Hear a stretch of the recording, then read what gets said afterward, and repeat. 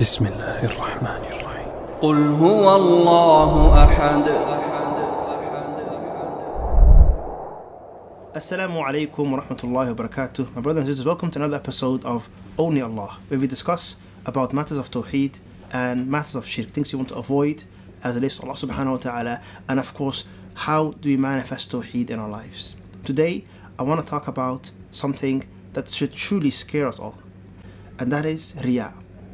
Now, I want to share with you one of the scariest narrations that you will find in the Sunnah.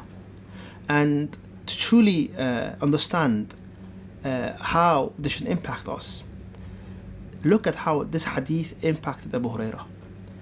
One of the tabi'een, the students of the companions, he came to Abu Hurairah and he asked him, "Oh Abu Hurairah, teach me a hadith." And Abu Hurairah decided him to teach him a narration from the Prophet sallallahu alaihi wasallam. But before he started to speak, Abu Hurairah started crying. And he cried and he cried and he cried. And this tabi'i doesn't know exactly why he's crying. And then after he composed himself, he tried to narrate the hadith again, and then tears again overtook him. And he started crying again. And finally, when he was able to share the hadith, it was this hadith, where the Prophet ﷺ said that the first person is going to be punished in the hereafter, may Allah protect you and I from punishment, will be a type of person. And he gave 3 descriptions. One of them was one who memorized the Qur'an. The other was a man who fought in battle and was a martyr. And the final one was a wealthy man. And the Prophet ﷺ said, each one of these men, when Allah subhanahu wa ta'ala resurrected them for their account, they were asked, "What have you done?" And each one of them replied, the first one, "I read the Qur'an, I prayed at night, I read the ayat in prayer, I did it for you, O Allah." And Allah subhanahu wa ta'ala will say to him, "Kadhabt, you are a liar. You are a liar. You did it so that people can say to you, what a good reciter. You are a reciter. You are a qari." And that has been said. So you have absolutely no reward. And because of that, he was pushed into the fire. A man, I want you to think about this, brothers and sisters, a man who spent his life reading Qur'an, praying at night, and he found his fate in the fire. The second one was a man who died in battle. And then Allah asked him the same question. And he said, "Oh Allah, I did it for you." And Allah said, "Kadhabt, you're a liar. You lied.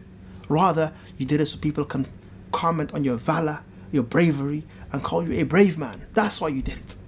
And he was also put into the fire. The final was a man who was wealthy. "Ya Allah, I gave charity on your behalf for your sake." And Allah subhanahu wa ta'ala said the same thing to him, "You're a liar. You did it so that people can call you generous. You were showing off." And he was also put into the fire. Now clearly this hadith affected the companion Abu Hurairah radiallahu anhu to the point where he was crying, because he understood how easily we can fall into showing off, into instead of doing something only for Allah, your intentions get corrupted. This is something we have to be fearful of. We are often praying in public, giving charity in public. We are engaged in good deeds in public often, going to Hajj, going to Umrah.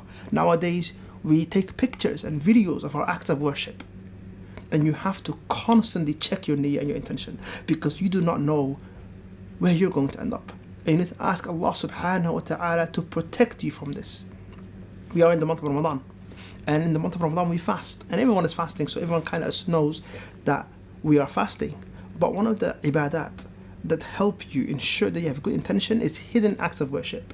So perhaps outside of Ramadan, you fast, but you don't tell people that you're fasting. It's between you and Allah. And my brothers and sisters, a good way to check your intentions and whether you are the kind of person that does acts of worship for Allah alone, or if your intention can get corrupted, is to check how many good deeds do I do that no one knows about. How many hidden acts of worship do I have just between you and Allah? Perhaps you give charity on a monthly basis, but no one knows. Perhaps you pray at night, but no one knows. Perhaps you fast and go throughout your day, and no one knows. These are the acts of worship that we have to increase, and we also have to ensure the acts of worship that we do publicly are only for Allah subhanahu wa ta'ala. Ya Allah, we only seek your pleasure and your approval, not the approval and the pleasure of others. Be careful, because when you have riya, showing off, and this type of insincerity in your act of worship, it can completely destroy it. Meaning you will have zero reward. Not alone will you have zero reward, but you may also end up like those men that the Prophet ﷺ described. My brothers and sisters, ask Allah subhanahu wa ta'ala to protect you from this. And remember the hadith of the Prophet ﷺ, that which I am the most fearful of you is the hidden shirk. And he said this is riya, showing off. This is something that we all have to avoid. This is something that we can easily fall into. May Allah protect you and I and all of the believers from this. May Allah accept our acts of worship, and may Allah subhanahu wa ta'ala always allow us to be among those that single Him out in all acts of worship. Barakallahu feekum. Assalamu alaikum wa rahmatullahi wa barakatuh. قل هو الله أحد